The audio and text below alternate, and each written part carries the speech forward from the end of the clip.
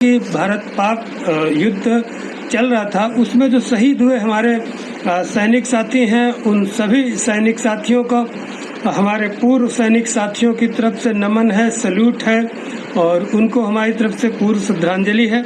हम सभी पूर्व सैनिक साथियों ने कई जगह जिलाधिकारी महोदयों को भी पत्र लिखा कि आज भी हम तैयार हैं लड़ाई के लिए।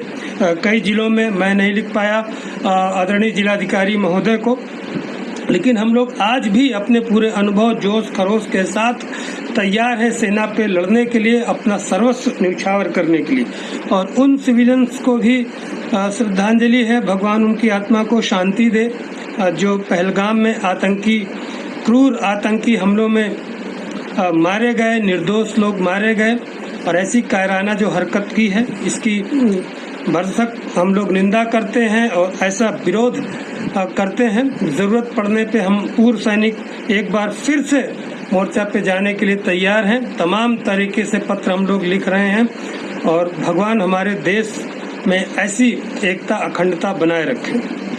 तो आगे साथियों आते हैं, अब जूनियर एडेड शिक्षक भर्ती की चर्चा करते हैं। मैंने परसों नरसों जब जिस दिन शिक्षा मंत्री जी ने बुलाया था, उसी दिन मैंने कहा था कि मात्र हम यहीं तक नहीं रुके हैं कि शिक्षा मंत्री जी अपने वीडियोस वो देखा होगा, मैंने बोला था इसके इतर भी हम लोग कार्य कर रहे हैं और वो कार्य आप लोगों ने 2 दिन में देखा।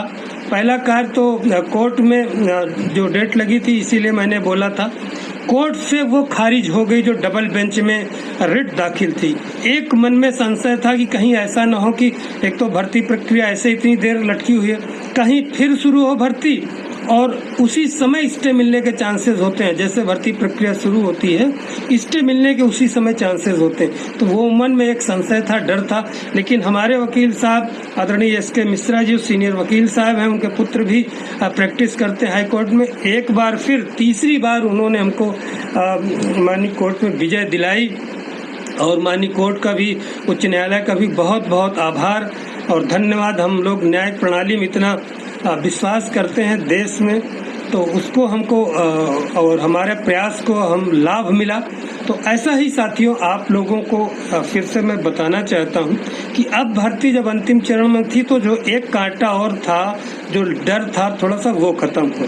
दूसरी तरफ मैंने हमारा कार्य जो माननीय विधायक एवं पूर्व मंत्री रहे रविदास मेहरोत्रा जी, जो धरने में भी आए थे, आप लोगों को याद होगा जब मैं सर्विस में नहीं था तो मेरे धरने में भी आए थे। हमेशा उनका सहयोग आशीर्वाद मिलता रहा और बहुत पुराने समय से राजनीति कर रहे हैं। जब हम लोग पैदा भी नहीं हुए होंगे तब से वो राजनीति में है, सन 75-76 से राजनीति में हैं और बहुत लंबा अनुभव है। हमेशा युवाओं के लिए, बेरोजगारों के लिए लड़ाई लड़ते रहे, मुद्दा उठाते रहे, विधानसभा में, विधान परिषद, हर जगह वो बात रखते रहे। आज भी इतने उम्रदार होने के बावजूद भी देखिए वो एक्टिव हैं।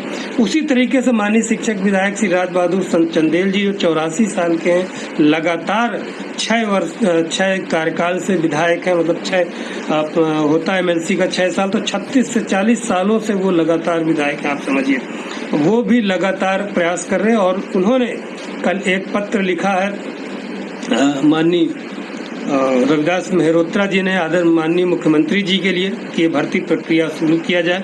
उसके लिए भी हम लोगों ने प्रयास किया और ये जो माननीय शिक्षा मंत्री जी से मिलना था, हमारे साथी देखिए गए ही उसमें, चाहे धर्मेंद्र यादव जी रहे हों, नीतू शैनी जी भी जी, एक प्रतिनिधिमंडल भेजा गया वहाँ से, जो हमारे और साथी थे, बुंदेलखंड के साथी थे, पूर्वांचल के राहुल पासवान जी थे, आरपी यादव जी थे, जो माननीय मुख्यमंत्री जी से 2-2, 3-3 बार मिल रहे हैं। जरूरत पड़ने पे फिर तैयार है हमारे साथी की सर हम फिर जाने के लिए तैयार हैं, आपका बस एक आदेश की जरूरत है। मैंने कहा अभी रुकिए, अभी चीजें चल रही हैं। जब माननीय शिक्षा मंत्री जी से मिल लिया गया है, डायरेक्टर बेसिक जी ने जो समय दिया है, तो उस समय को इंतजार करना चाहिए और उन इज्जत रखना चाहिए। ऐसा नहीं कि अगर किसी ने बोला है